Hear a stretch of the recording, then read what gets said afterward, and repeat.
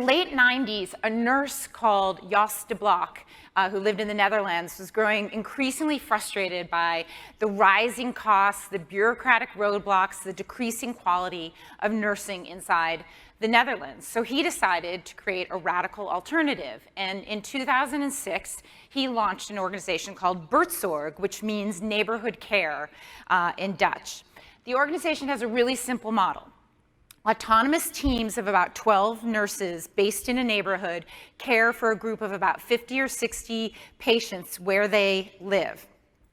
More than treating symptoms, Buurtzorg's nurses aspire to actually help them regain independence. In fact, the organization's heartfelt sense of purpose is to help people lead more healthy, more autonomous lives. And the way that they do that is by training patients and their families in self-care, by building robust networks of neighborhood resources to help support those patients. Nursing teams control when and how they treat their patients. They manage their own budgets, their scheduling, their staffing, their planning, and their training. And today the organization has grown to about 1,000 teams of 15,000 nurses and aides, supported by a very skinny down home office of just 73.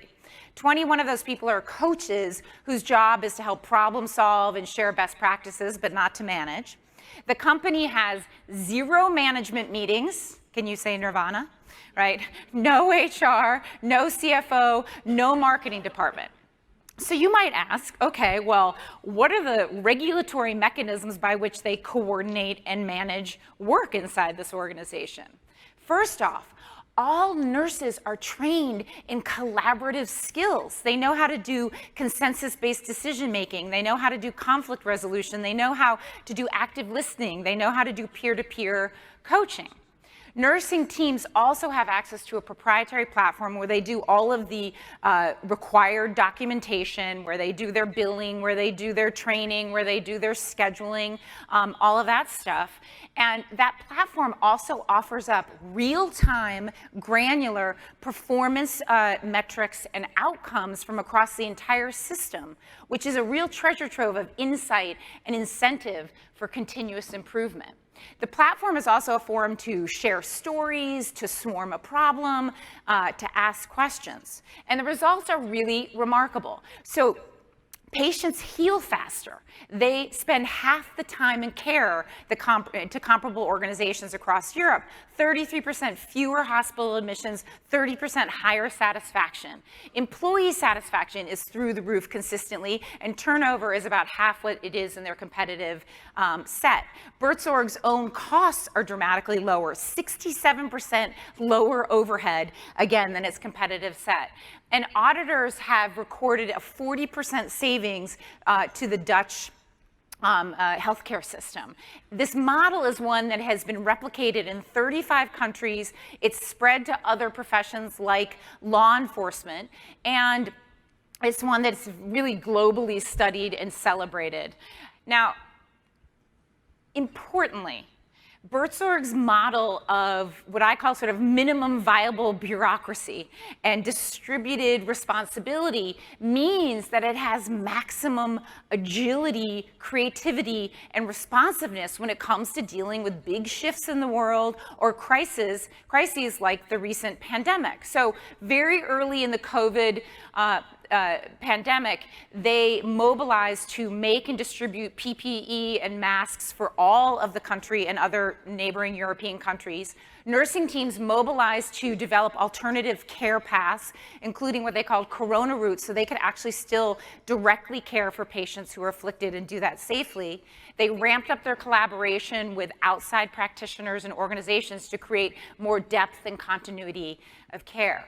And that entrepreneurial creativity doesn't just happen during crises, it's the norm. Whenever a nurse or a team has an idea, they have the means and the freedom to launch a project. And at any given time, Buurtzorg has about 100 or so of these projects going.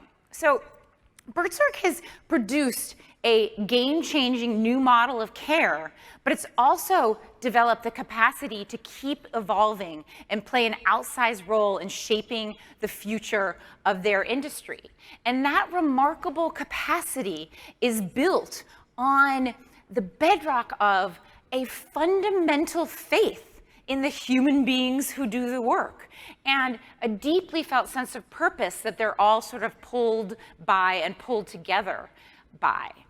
On the basis of those beliefs, the model means that they have greatly expanded not leadership roles, but the leadership capacity of the whole organization. And they do that by enrolling every single person as an entrepreneur and an owner, and importantly, by equipping them to make decisions, to juggle trade-offs, to connect with peers and partners across boundaries, to act in the interest of clients and the enterprise day in and day out. So the result of enlarging individual responsibility has meant the expansion of organizational respond ability.